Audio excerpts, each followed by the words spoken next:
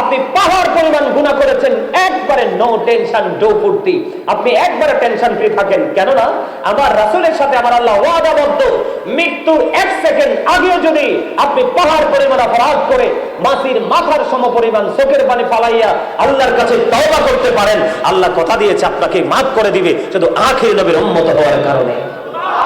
আল্লাহর প্রিয় মানুষগুলো হলো হক্কানি আলেম এবং হক্কানি আল্লাহর ওলিরা, যারা সিনাই নবী এবং নবীর পর থেকে এই পর্যন্ত যাদের প্রতি ভালোবাসা রাখা প্রয়োজন, ওই ভালোবাসা যাদের সিনাই নিয়ে যে আলেমরা পথ চলতেছে, ওই আলেমদের সাথে প্রেম করা সাধারণ মানুষের জান্নাতের টিকিট। আর সুবহানাল্লাহ, এটা আমার কথা নয়, এটা বলেছে আমার আল্লাহ। আল্লাহকে বলতেছে পৃথিবীতে 1 কোটি মানুষ আছে, অসংখ্য মানুষ আছে, তুমি প্রেমের দড়ি লাগাও, বন্ধু তুমি বানিয়ে নাও, কিন্তু এর মধ্যে একটা বন্ধু বানাও, যেই বন্ধুটা আমি এবং আমার হাবিবের সাচ্চা পাগল, তার সাথে যদি তুমি প্রেমের দড়ি লাগাইতে পারো, তার কথা যদি তুমি মেনে পথ চলতে পারো, আমার আল্লাহ বলছেন ইউ গো টু প্যারাডাইস, তোমার ঠিকানা হয়ে যাবে জান্নাত। এই জান্নাত আমরা চাই কি চাই না? আর জোরে বলেন, চাই কি চাই না? যদি জান্নাতে চাই আমরা, যাদের মাধ্যমে জান্নাতের টিকিট আমার আল্লাহ দিবে, তাদের সাথে প্রেম করার দরকার আছে না নাই? তাদের সাথে প্রেম কি তাদেরকে পাঞ্জাবি কিনে দেওয়া, তাদেরকে ভালো করে খাওয়ানো? না না না বন্ধু, এটার নাম প্রেম নয়। প্রেম হলো তার কথাগুলো মেনে বাস্তব জীবনটাকে বাস্তবায়ন করা। বুঝে আসছেনি? বুঝতে পারছেননি? এই যে আপনারা জান্নাতের বাগানে বসছেন, জিকিরের জলসা, এটা কিসের জলসা? আল্লাহ বলেছে হাবিব, বুখারী শরীফের মধ্যে এসেছে হাদিস খানা, আল্লাহ বলেছে হাবিব আপনি আমার পাগলগুলোকে জানিয়ে দেন, আমি আল্লাহ কথা দিলাম, দুনিয়ার মধ্যে যদি কোনো জলসায় বসে আমার কোনো বান্দা যদি জিকিরে ব্যস্ত থাকে, আমি আল্লাহ কথা দিলাম রে, আমি তার চাইতে উত্তম জলসায় আমি আমার বান্দার জিকির করি। আজকে আমরা সবাই আসছি মাহফিলে, কোথায়? আমরা আজকে আসছি মাহফিলে, মূলত আমরা মাহফিলে আসিনি, আমরা এসেছি আমাদের স্রষ্টার দিকে। কার দিকে? আল্লাহর ডাকে সারা দিয়ে আমরা এই দিকে এসেছি, আল্লাহ এবং আল্লাহ রাসূলের বিধানগুলো জানার জন্য, বোঝার জন্য। ঠিক কিনা বলেন? বন্ধুরা আমার, আমি আজকে ছোট্ট একটা আয়াত তেলাওয়াত করেছি, ইয়া আইয়ুহাল্লাযীনা আমানু কু আনফুসাকুম ওয়া আহলিকুম নার। আমার আল্লাহ বলেছেন, O believers, save yourself and your families from the fire. আমার আল্লাহ বলেছেন, ঈমানদারকে ডাক দিয়ে বলেছেন, তুমি জাহান্নাম থেকে বাঁচো এবং তোমার পরিবারকেও জাহান্নাম থেকে বাঁচাও। কি কে বলেছে? আল্লাহ। কোন বেঈমান কাফের মুশরিক মুনাফিককে আমার আল্লাহ ডাক দেয় নাই, আল্লাহ ডাক দিয়েছে ঈমানদারকে, যে তুমিও জাহান্নাম থেকে বাঁচো, তোমার পরিবারটাকেও জাহান্নাম থেকে বাঁচাও। জোরে জোরে বলেন না সুবহানাল্লাহ। তাহলে এই জান্নাতে যাওয়ার টিকিট একটু আগে বলেছি কে? হক্কানি আলেম। আজকে বলে যান, একটু আগে বললাম না, একটা আলেমের সাথে প্রেম রাখলে যদি আল্লাহ আপনারে জান্নাতে যাওয়ার দলিল দেয়, তাহলে যদি সেই আলেম আপনার ঘরে জন্ম হয়, তাহলে আপনার পজিশন কোথায়? সুবহানাল্লাহ বলেন না? তাহলে আপনার মর্যাদা আরো বেশি না? আকাশ ছোঁয়া না? কথা বলেন না, ছোঁয়া কিনা? তাহলে আমি আজকে আপনাদেরকে প্রথম আমি যে আলোচনাটা করব, এটা দ্বীনি শিক্ষার গুরুত্বের উপর আলোচনা করব। আপনারা আমার কথাগুলো হাত জোর করে বলছি মনটা দিয়ে শুনবেন, কারণ মাহফিলটা সারা রাত হবে না, এখন থেকে 2-3 ঘন্টার মধ্যে মাহফিলটা পুরো কমপ্লিট হয়ে যাবে। এমনও হতে পারে আজকের এই মাহফিল আপনারা আমার জীবনের জন্য কাল হাসরের ময়দানে নাজাতের উসিলা হতে কি পারে কি পারে না? এই কনফিডেন্স আমাদের আছে না নাই? আত্মবিশ্বাস আছে না নাই? আমি আপনাদেরকে বলে দেই, ওই যে বুখারী শরীফের একটা হাদিসের একটু অংশ বলেছি, আপনি যদি এই জলসায় বসে আল্লাহকে ডাকেন, তার চাইতে উত্তম জলসায় আল্লাহ আপনাকে স্মরণ করবে। ওই হাদিসের আর একটা অংশ হলো, আমার আল্লাহ কথা দিয়েছে, হাবিব আপনি জানিয়ে দেন আমার বান্দাগুলো আমি আল্লাহকে নিয়ে যেমন মন্তব্য করে, আমি আল্লাহর প্রতি যেমন বিশ্বাস রাখি, আমার বান্দার কাছে আমি আল্লাহ ঠিক তেমন। তার মানে রাসূল তো বলেছে ইন্নামাল আমালু বিন্নিয়াত, প্রত্যেকটা জিনিস ডিপেন্ড করে তার নিয়তের উপরে, বিশ্বাসের উপরে। আপনি আমি যদি মনে করি যে আল্লাহ আমাকে ক্ষমা করে দিবে, আল্লাহ আমাকে মাফ করে দিবে, তাহলে অবশ্যই আপনি আমি মাফ পেয়ে যাব। কিন্তু আমার দৃঢ়তা যদি ঠিক না থাকে, আমি কখনোই সফল হতে পারবো না। আমার রাসূল বলেছেন একদিন যদি কেউ নিজেকে দ্বীনের শিক্ষার মধ্যে নিয়োজিত রাখে বা তার কিছু সময়, কয়দিন? আরো জোরে বলেন, কয়দিন? একদিন বা কিছু সময় নিজেকে যদি নেক আমলের মধ্যে যদি নিয়োজিত রাখে, আমার প্রাণের নবীজি বলেছে, ও মহেশপাড়া মিয়ার বাজারের আমার ভাই, আমার বাবা গো, আমার মা, আমি আমার বোনদেরকে ডেকে ডেকে বলছি গো, তুমিও শোনো, তোমার সন্তানকে শোনার জন্য উৎসাহিত করো। কারণ আমার রাসূল বলেছে, একটা দিন যদি তুমি দ্বীনের শিক্ষার মধ্যে নিজেকে নিয়োজিত রাখতে পারো, তাহলে তুমি জানো না তোমার আমল নামায় কি পরিমাণ সওয়াব আমার আল্লাহ দিবে। আমার রাসূল বলেছেন, একটা দিন শুধু তুমি দ্বীনের শিক্ষার মধ্যে নিজেকে নিয়োজিত রাখো, আমার রাসূল বলেছেন 3 মাস রোজা রাখলে তুমি যেই সওয়াবটা পাইতা, শুধু একদিন দ্বীনের শিক্ষা অর্জন করার মধ্যে নিজেকে রাখার কারণে তোমার আমল নামায় 3 মাস রোজা রাখার সমান সওয়াব আমার আল্লাহ দিয়ে দিল। আর দ্বীনের শিক্ষার দাম আছে না নাই? দ্বীনের শিক্ষা অর্জন করতে হবে কি হবে না? এইখানে দেখা যায় সবগুলো ইয়াং ম্যান। আপনারা কেউ বলবেন না, আপনারা বলেন দ্বীনের শিক্ষার দরকার আছে না নাই? আপনারা আপনার হাত তুলে দেখান সবাইকে। দ্বীনের শিক্ষা অর্জন করার দরকার আছে তো? তাহলে নিজের আওলাদের মধ্যে একজনকে হাফেজ অথবা আলেম বানাবেন তো? চেষ্টা করবেন কিনা? যদি না থাকে তাহলে আপনার পাশে যদি কোনো আহলে সুন্নাতুল জামাতের অন্তর্ভুক্ত যদি কোনো মাদ্রাসা থাকে, ওইখানে দান করবেন, ঠিক কিনা বলেন? ওইখানে বাচ্চাদেরকে পড়াশোনার জন্য কি করবেন? কথা বলেন না কেন? এই যে দেখেন, এই যে ছেলেটাকে ইশারা দিয়ে এখানে আনলাম, এই যে ছেলেটা দেখলেন না এখন যে ইশারা দিয়ে সেই কর্নারে কথা বলছে, দেখছেন নি? এই যে দেখেন, আমি কিন্তু ওরে কিচ্ছু বলি নাই, আমি বলছি আমার মাদ্রাসায় মাহফিল, তুমি চলে আসো।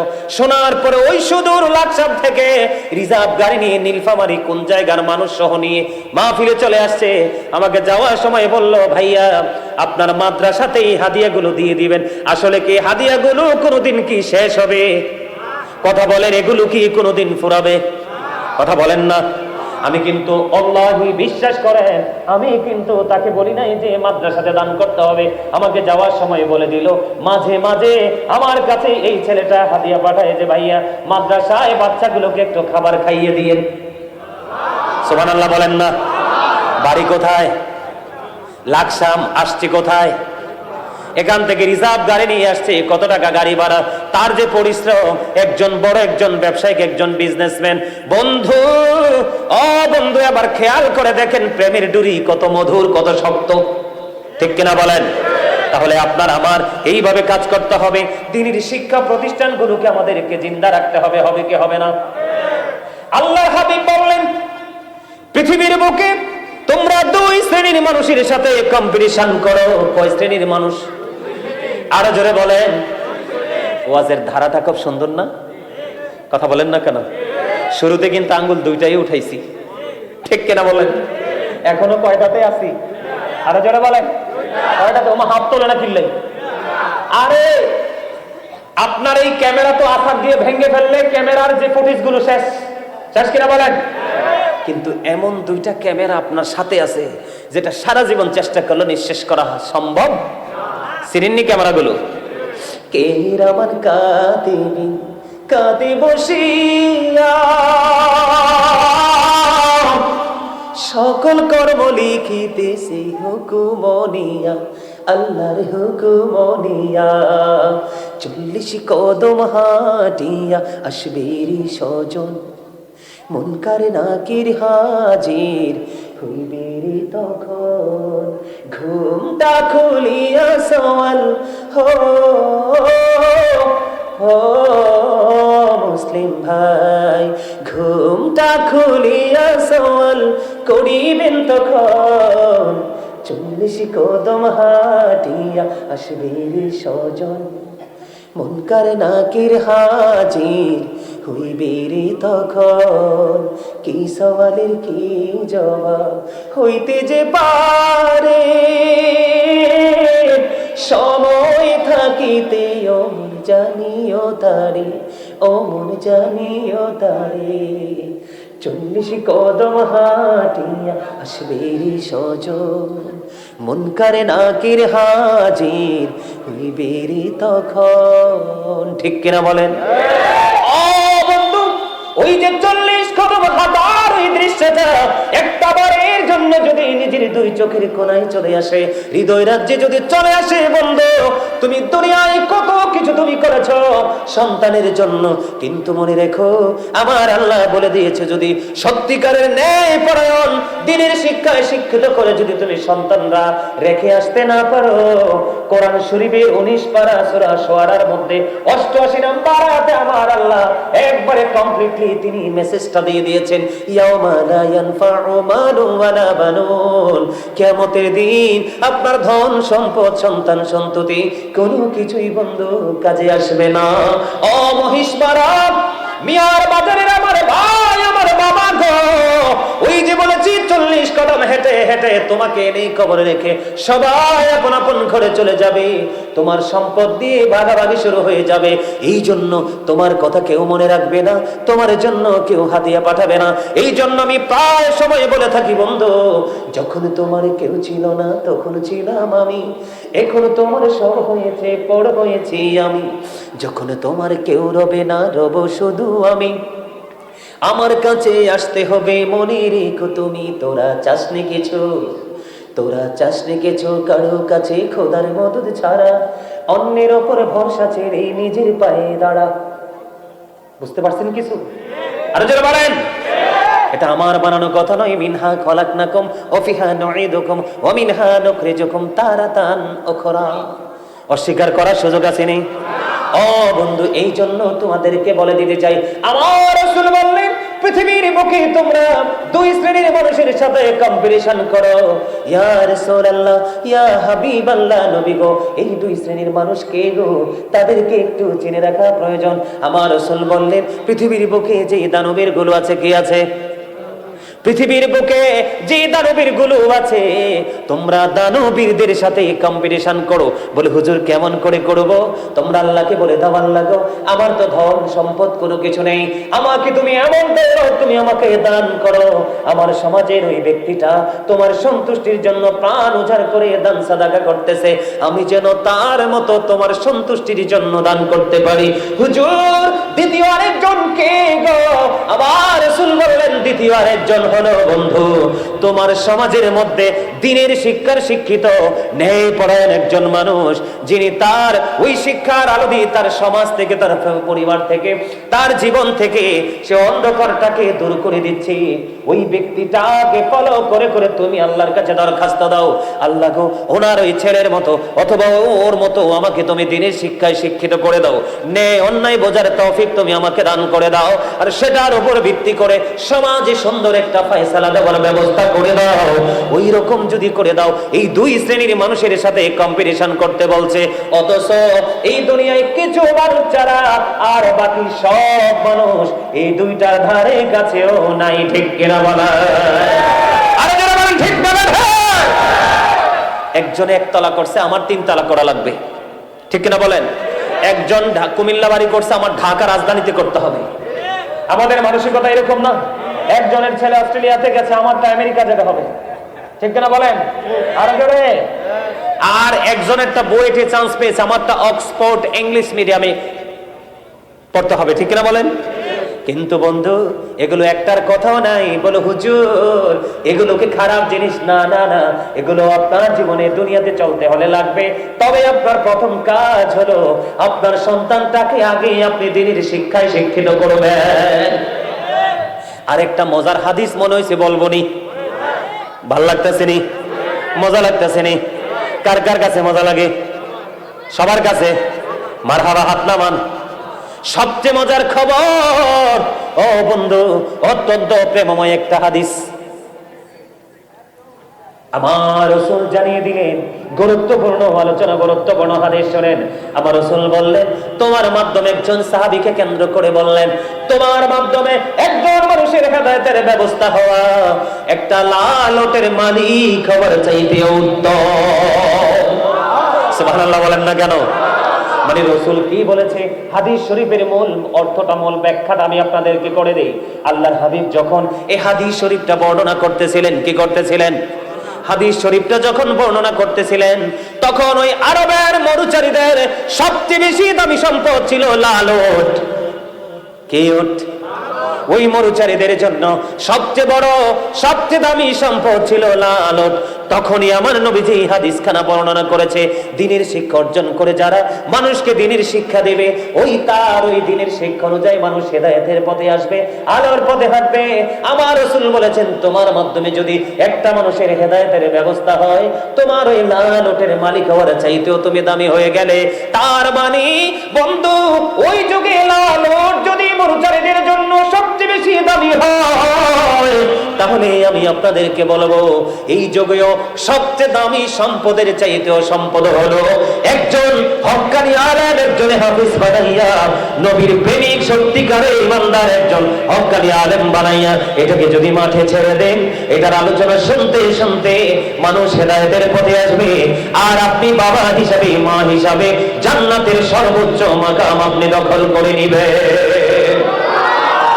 জোরে কন্যা সুবহানাল্লাহ। এই জন্য আমি একটু আগে বলেছিলাম একটা গজলকে গাইব। আমার গজলের কথাগুলো একটু খেয়াল করবেন। ইসলাম কি জানতে চাইলে উত্তর হবে কি, মুসলিম নামে এই কথাটি কয়জন ভেবেছি, হায়রে কয়জন ভেবেছি। ইসলাম কি জানতে চাইলে উত্তর হবে কি, মুসলিম নামে এই কথাটি কয়জন ভেবেছি, হায়রে কয়জন ভেবেছি। আল্লাহর ইচ্ছা বান্দার প্রতি অর্জন করো নবীর খুশি,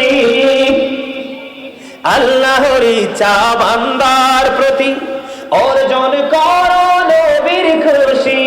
নবীর প্রেমে গুনাহ মাফে খবর শুনেছি, মুসলিম নামে এই কথাটি কয়জন ভেবেছি, হায়রে কয়জন ভেবেছি।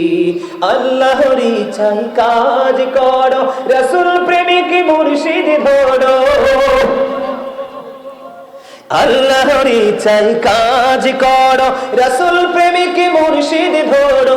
দুজাহানের সুখের ভান্ডার তোমায় দিয়েছি, মুসলিম নামে এই কথাটি কয়জন ভেবেছি, হায়রে কয়জন ভেবেছি।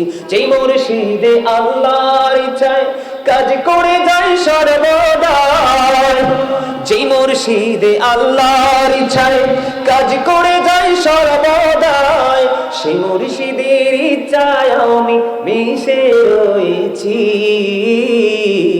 মুসলিম নামে এই কথাটি কয়জন ভেবেছি, হায়রে কয়জন ভেবেছি। মারহাবা। গজলটা অনেক লম্বা, ছোট্ট করে বলে দিলাম। আপনারা কি বুঝতে পারছেন না আমার কথা? এই গজল বলার মানে হলো, আপনাকে যখন কাল কবরে, আপনি যখন কবরে যাবেন, কবরের রূপ হবে তিনটা। কয়টা? আর জোরে বলেন কয়টা? একটা হলো ইমানদার। খেয়াল করেন, ওই যে দ্বীনের শিক্ষার বলছি, দ্বীনের শিক্ষা অর্জন করার পাওয়ারটা দেখেন। তিন রকম হবে বন্ধু কবরের অবস্থা। একটা রূপ হবে ইমানদারের, আরেকটা হবে মুনাফিকের, আরেকটা হবে সকল বেঈমানদের। ইমানদার যারা দ্বীনের শিক্ষা অর্জন করেছে, কিতাব থেকে ইলম অর্জন করেছে, তাকে যখন প্রশ্ন করবে সে পড়াপড় উত্তর দিয়ে দিবে, ঝটপট উত্তর দিয়ে দিবে। উত্তরটা দিয়ে দেওয়ার পরে বন্ধু আমার দিকে তাকান, উত্তরটা দিয়ে দেওয়ার পরে ওই গায়ের থেকে আওয়াজ আসবে, আমার বান্দা যা বলেছে সত্য বলেছে, তার কবরটাকে জান্নাতের গালিচা বিছিয়ে দাও। তখন ওই ফেরেশতারা বলবে, আমরা জানতাম তোমার উত্তরটা এত সুন্দর, চমৎকার হবে, সুইটেবল হবে, তবে তুমি এই শিক্ষাটা কেমন করে অর্জন করেছো, এটা কেমন করে তুমি উত্তরগুলো জানতে পেরেছো? তখন ওই কবরবাসী ইমানদার মুত্তাকি একটা ডাক দিয়ে বলবে, আমি আল্লাহর কিতাব পড়ে জানতে পেরেছি। তাহলে দ্বীনের শিক্ষার মূল্য আছে না নাই? আর যদি বলেন না আছে না নাই? দ্বীনের শিক্ষা না থাকলে মানুষের মধ্যে ত্রুটি হয় কি হয় না? এক্সাম্পল দিব কি দিব না? এই আলোচনাটাই আমি একটু পরে আবার ফিরে আসবো বন্ধু। মাঝখান দিয়ে একটা ছোট্ট একটা টপিক আমি আপনাদেরকে দিয়ে দিতে চাই, নিতে রাজি আছেন? এবার আসি, আওয়াজটা আগে, এই আওয়াজটা আগে শুনছেন কিনা জানি না।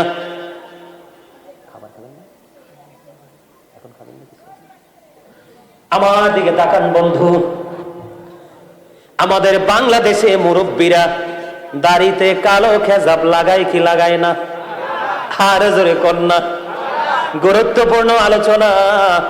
এটা যে কত বড় অন্যায়, কত বড় অপরাধ। ওই যে দিনের শিক্ষার সাথে টপিকটা যুক্ত আছে, ওয়াজটা করবো নি রে সোহেল করবো। মানে কালো খেজাব আমাদের দেশের মুরব্বীরা অথবা চুলদারি পাইকা গেলে দেয় কি দেয় না? আর জোরে বলেন। আবার রাসূল বলেছেন কবুতরের বুকের মতো কালো করে, কবুতরের বুকের মতো কালো করে যারা দাড়ির মধ্যে খেজাব লাগায় তারা জান্নাতে যাওয়া তো থাক দূরের কথা, তারা জান্নাতের সুঘ্রাণও পাবে না। জোরে জোরে বলেন না নাউজুবিল্লাহ। বলে হুজুর কি লাগাতে পারবো? মেহেদির রং লাগাতে পারবেন। মেহেদির রং লাগানো মুস্তাহাব। আর দাড়িতে কালো খেজাব লাগা মাত্রই তাহারিমি, তার মানে হারামের অন্তর্ভুক্ত। আমাদের দেশে কিছু ক্যারেক্টারলেস পুরুষ আছে, তার মানে চরিত্রহীন কিছু পুরুষ আছে, তার যৌবনটা মায়নাসির দিকে, তারপরেও নারীদের দিকে কুদৃষ্টিতে তাকায়, কিন্তু নারী তো তাকে পছন্দ করবে না। চুলগুলো পাইকা সাদা হয়ে গেছে, দাড়িগুলো পাইকা সাদা হয়ে গেছে। ওই অসভ্য পুরুষ কি করে? ওই অন্য নারীদেরকে আকৃষ্ট করার জন্য কালো খেজাব লাগায়, লাগায় কি লাগায় না? আপনারা দেখছেন কিনা জানি না, এমন অসভ্য ক্যারেক্টারলেস পুরুষ আমার চোখে পড়েছে। নাউজুবিল্লাহ বলেন। আর জোরে বলেন না নাউজুবিল্লাহ। তবে বলে হুজুর এটাকে টোটালি লাগানো যাবে না। ওই যে দিনই শিক্ষা অর্জন করা যে প্রয়োজন, এই প্রয়োজনটা কতটা, এই গ্যাপটা আমি একটু বোঝাচ্ছি কারণ আপনারা যেন বুঝতে পারেন সহজে। বলে হুজুর একেবারে কি কালো খেজাবটা দেওয়া যাবে না? হ্যাঁ দেওয়া যাবে। কখন আপনি দিতে পারবেন? আপনি যখন কোনো যুদ্ধক্ষেত্রে চলে যাবেন। কোথায়? আপনি যখন কোনো যুদ্ধক্ষেত্রে চলে যাবেন, আপনার চুল যদি সাদা দেখা যায়, আপনার দাড়ি যদি সাদা দেখা যায়, আপনার যে এগেইনস্ট পার্টিগুলো আছে, আপনার দুশমন যারা আছে, তারা আপনার চুল দাড়ি পাকনা দেখে মনে করবে এটা তো বুড়া। ঠিক কিনা বলেন? You are very weak. ঠিক কিনা বলেন? তুমি তো দুর্বল, এটা মনে করবে। আক্রমণটা আরো তীক্ষ্ণভাবে করার চেষ্টা করবে। যুদ্ধের ময়দানে তুমি তোমার প্রতিপক্ষকে, তুমি তোমার এগেইনস্ট পার্টিকে ভয় দেখানোর জন্য, ভীতি প্রদর্শন করানোর জন্য সেই ক্ষেত্রে তুমি খেজাব ইউজ করতে পারবা কালোটা, কিন্তু অন্যথায় ইউজ করা মাত্রই তাহারিমি। জোরে জোরে বলেন না নাউজুবিল্লাহ। আর জোরে বলুন না নাউজুবিল্লাহ। আপনারা কোন আমাদের মধ্যে আছে না নাই? এই যে আমার চাচা লাগাইছে মেহেদির রং, কিসের রং? লাল হোক হলুদ হোক আপনি ইউজ করতে পারবেন, কারণ আপনি এই কারণে লাগাবেন। ইহুদিরা বেঈমানেরা কিন্তু কালারটা করে না, আমরা ইহুদিদের বেঈমানদের বিপরীত করব। ঠিক কিনা বলেন? আর আপনাকে আমি বলে দেই, আপনাদের মধ্যে একটা প্রশ্ন আসতে পারে যে আপনারা ইতিপূর্বে কখনো আলোচনাটা শুনেছেন কিনা জানি না বন্ধু। যদি না শুনে থাকেন আপনাদের জন্য অত্যন্ত প্রেমময় মধুময় হবে। আপনারা কি জানেন এই পৃথিবীতে আদম সন্তানের মধ্যে সর্বপ্রথম কার চুল দাড়ি পেকেছিল? জানেননি? জানেন না? আমি আপনাদের কাছে মেসেজটা দেই, আদম সন্তানের মধ্যে, এই সৃষ্টি জগতের মধ্যে সর্বপ্রথম দাড়ি পেকেছিল বন্ধু ইব্রাহিম খলিলুল্লাহ। জোরে জোরে কন্যা সুবহানাল্লাহ। কার? ইব্রাহিম খলিলুল্লাহ। আল্লাহ রাব্বুল আলামিন 1,24,000 নবী রাসূলের মধ্যে 8 জন নবীকে স্বর্গে ইবাদত দিয়েছে। এর মধ্যে একজন হলো Ibrahim Khalilullah. Ibrahim is the friend of Allah. ইব্রাহিমকে আল্লাহর বন্ধু করে নিয়েছে। জোরে জোরে বলুন না সুবহানাল্লাহ। আপনাদেরকে বলা নেই, আমি এই বিষয়টা লম্বা করব না। ওই যে দিনের শিক্ষা না থাকলে মানুষের কি অবস্থা হয়, মানুষ কত ভুল করে, মানুষ কত অন্যায় করে। বন্ধু আমার রাসূল বলেছে আমি আমার উম্মতগুলোকে মাজায় ধরে ধরে জাহান্নাম থেকে বাঁচাতে চাই, কিন্তু আমার উম্মতগুলো আমার হাত ফসকে তারা জাহান্নামে পড়ে যায়। তার মানে রাসূল যে রাস্তা দেখিয়েছে আমরা সেই রাস্তায় হাঁটি না, আমরা নিজেরা রাস্তা তৈরি করে অতিক্রম করছি। ঠিক কিনা বলেন? আমার কথা কি বুঝে আসে? আমার কথা কি মন দিয়ে শোনেন? সবাই শোনেন। হাত তোর উঁচু করে দেখান কার কার কাছে ভালো লাগে। সোজা করে, সোজা করে, একদম সোজা করে। মারহাবা। আরে বলে নারায়ে তাকবীর, আল্লাহু আকবার, নারায়ে রিসালাত, ইয়া রাসূলুল্লাহ, পবিত্র ঈদে মিলাদুন নবী, জিন্দাবাদ জিন্দাবাদ, কারে? মারহাবা বলেন আরো জোরে। সত্যি আপনারা অসাধারণ। আমি আজকে একটা সত্য কথা আপনাদেরকে বলে যাই, আমার কিন্তু আপনাদের এই গ্রামের মানুষের প্রতি বিশেষ একটা সিম্পেথি আছে, জানেন এটা? কেউ না জানলেও এলাকার মুষ্টিময় কিছু লোক জানে, এর মধ্যে উনি একজন। এর লেগে কইছে লাল গোলাপ শুভেচ্ছাটা কারে? আমনে রে। মারহাবা বলেন আরো জোরে। আরেকটু মহাব্বতে।